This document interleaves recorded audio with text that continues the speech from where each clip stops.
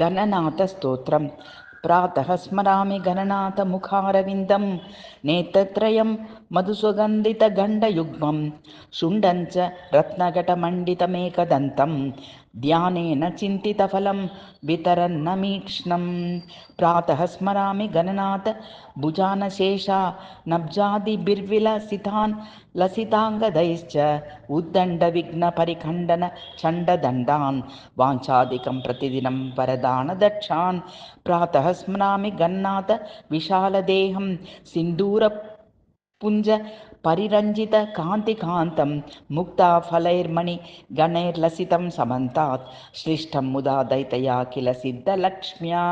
प्रातः स्तुवे गणपतिं गणराजराजं मोदप्रमोदसुमुखादिगणैश्च जुष्टं शक्त्यष्टभिर्विलसितं नतलोकपालं भक्तादिभञ्जनपरं वरदं वरेण्यं प्रातः स्मरामि गणनायकनामरूपं लम्बोदरं परमसुन्दरमेकदन्तं